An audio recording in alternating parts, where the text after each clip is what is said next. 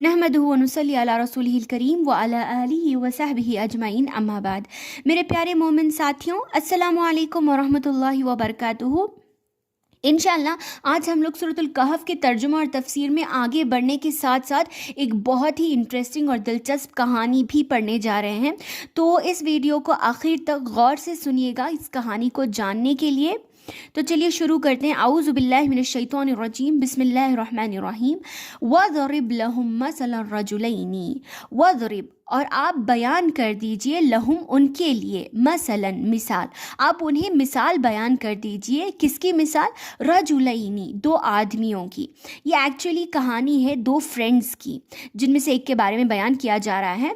जअलना लिअहदिहिमा जन्नतैन, हमने बनाया, जाला बनाना, हमने यानी अल्लाह ने बनाया, लिअहदिहिमा उनमें से एक के लिए, जन्नतैन मिन अनाब, दो बाग बनाए, मिन अनाब अंगूर के, वहफफना और उनको हमने घेर दिया, बिना खलिन खजूर के दरख्तों से, वजअलना और हमने बनाया, बैनहुमा, बैन दरमियान के लिए यूज़ होता है, बीच में, मिडिल, बिटवीन, बैनहुमा उन दोनों के दरमियान, ज़रअ खेती।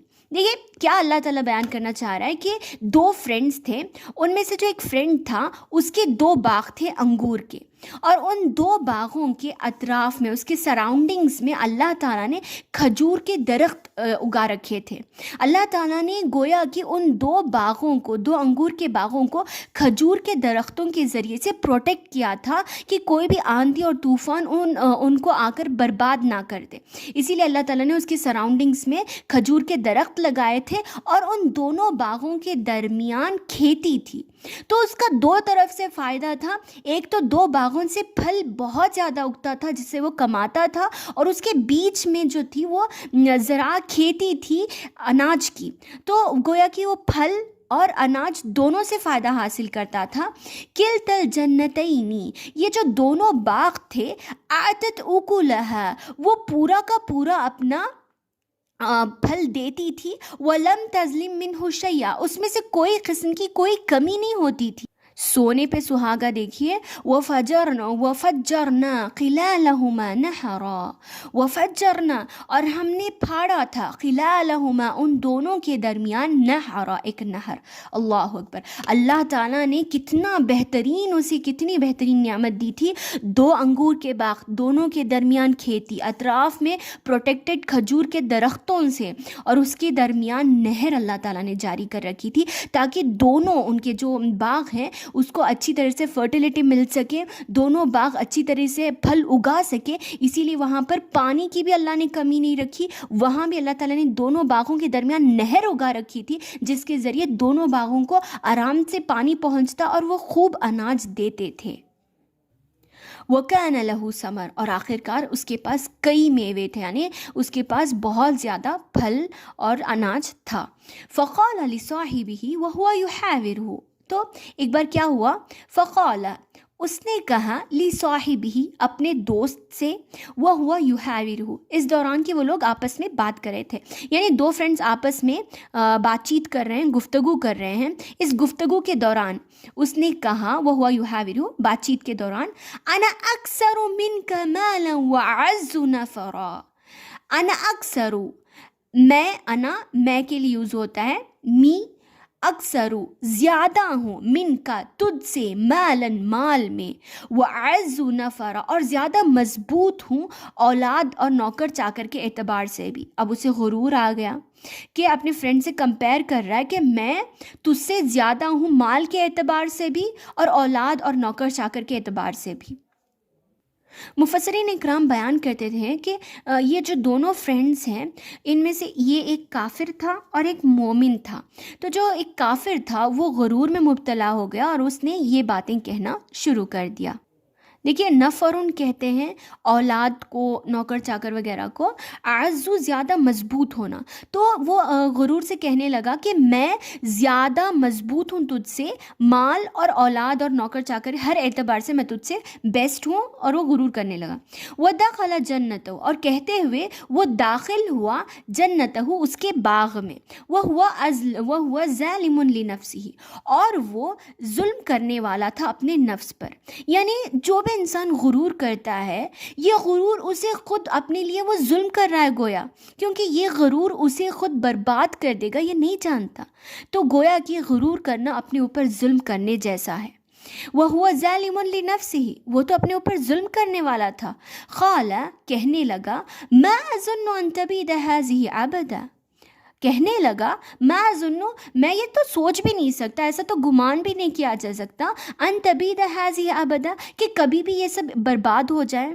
کیونکہ جو اتنا مضبوط ہے یہ دونوں جو باغوں کو گھیرا گیا ہے کھجور کے درخت سے، تو یہ جو میرے باغ ہیں یہ تو کبھی برباد نہیں ہوں گے، اور کبھی بھی مجھے اس میں کوئی کمی نہیں ہوگی، ایسا میں سوچ بھی نہیں سکتا. وَمَا أَظُنُّ، اور میں یہ بھی گمان نہیں کر سکتا، ایسا تو ہو ہی نہیں سکتا کہ قیامت قائم ہو جائیں، یعنی مرنے کے بعد دوبارہ اٹھایا جانا، ایسا تو ہو ہی نہیں سکتا.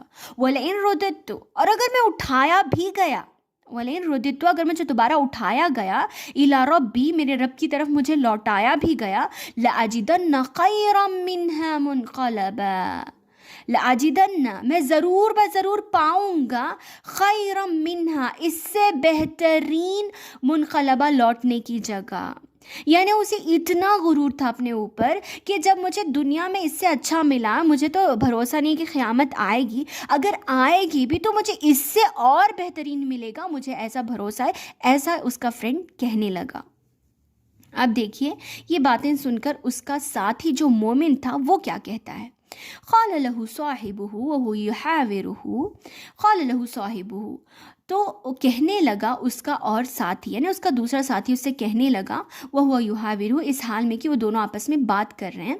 تو جب اس کی بات ختم ہوئی تو باتوں میں اس کے دوسرے ساتھی نے، مومن ساتھی نے کہا، اکفرت بالذی خلقک من تراب، اکفرتا، یہ جو الف ہے یہ کویشچن مارک کے اعتبار سے یوز کیا گیا ہے، کیا کے لیے.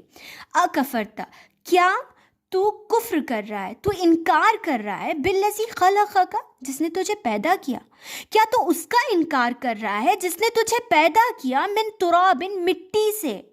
دیکھیے یہاں پر مٹی کیوں کہا گیا، کیونکہ پہلے جو انسان دنیا میں آئے تھے، حضرت آدم علیہ السلام، ان کو اللہ تعالیٰ نے مٹی سے پیدا کیا تھا. تو فرسٹ ہیومن آن ارتھ جو تھے وہ مٹی سے بنائے گئے تھے، اسی لیے یہ کہا جاتا ہے کہ انسان مٹی سے بنا ہوا ہے.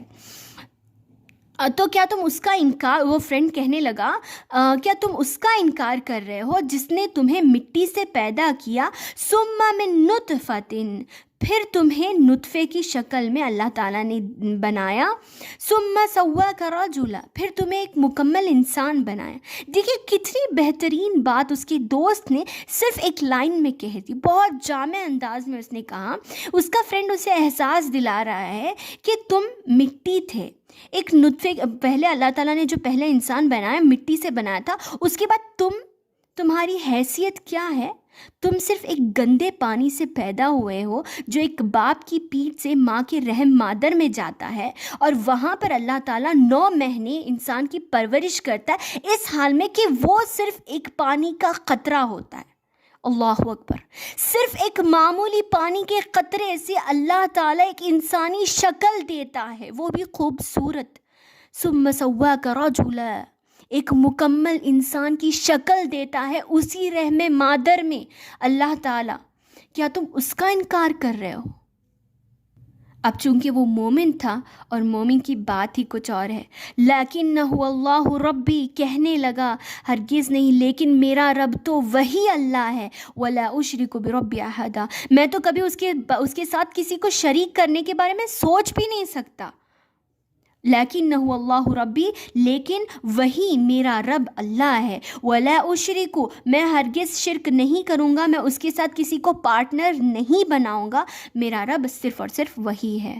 اب وہ اپنے فرینڈ کو پیار سے سمجھانے لگا، ہو سکتا ہے کہ وہ اس کا فرینڈ مان لے، اس لیے کہنے لگا، وَلَوْلَا إِذْ دَخَلْتَ جَنَّتَكَ، اور اگر تم نے کیوں نہیں کہا اس دخلتا، جب تم داخل ہوئے، جنت کا، تمہارے باغ میں.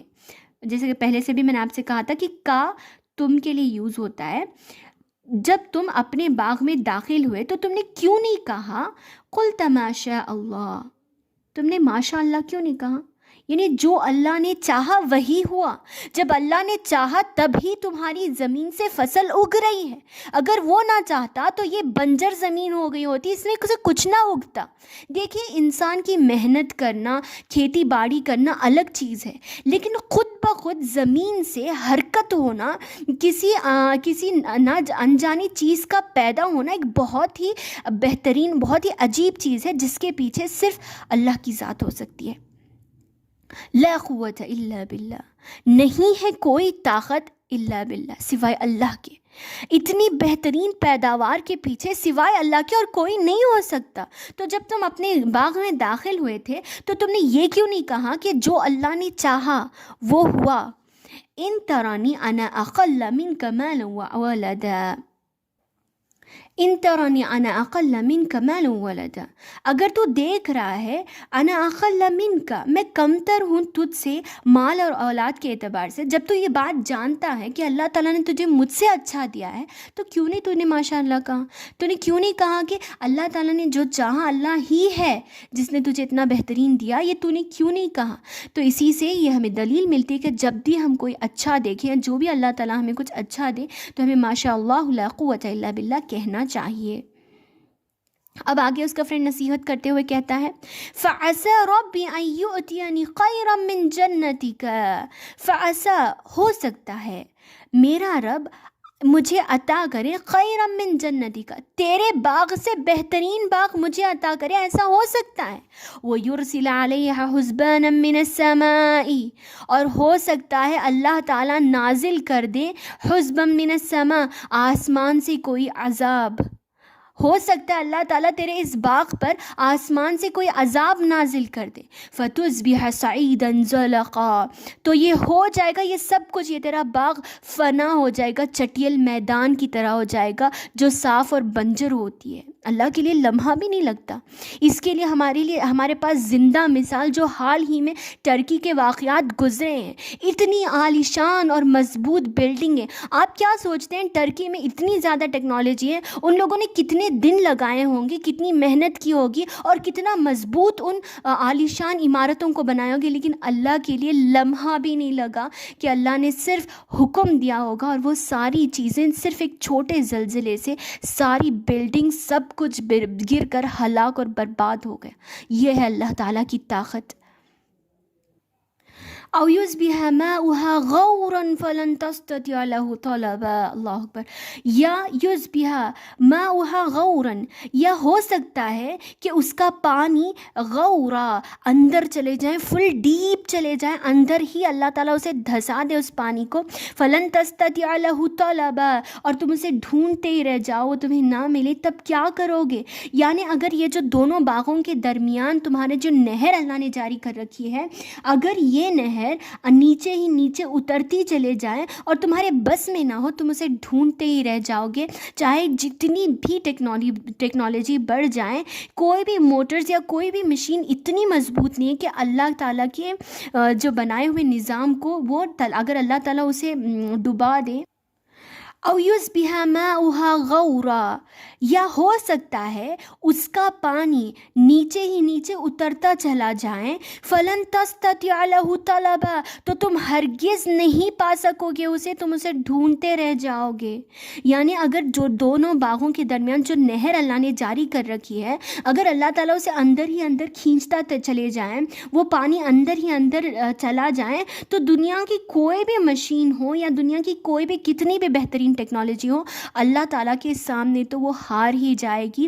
اگر اللہ تعالیٰ ایسا کر دے تو تم تو پانی ڈھونڈتے ہی رہ جاؤ گے، تمہارے باغ کے لیے تمہیں پھر اگانے کی کوئی سہولت نہیں ملے گی. تو اسی لیے غرور نہ کرو میرے دوست. یہ اپنے دوست کو سمجھا رہا ہے. تو ہماری ویڈیو کافی لمبی ہو گئی ہے اور آپ جانتے ہیں کہ میں ویڈیو زیادہ لمبی نہیں بناتی تاکہ آپ لوگ بور نہ ہو جائیں. چلیے اب اس کہانی کو یہیں پر روکتے ہیں، اگلی ویڈیو کا انتظار کریں، دیکھیں گے انشاءاللہ اگلی ویڈیو میں کہ آگے کیا ہوتا ہے. تب تک کے لیے السلام علیکم ورحمۃ اللہ وبرکاتہ.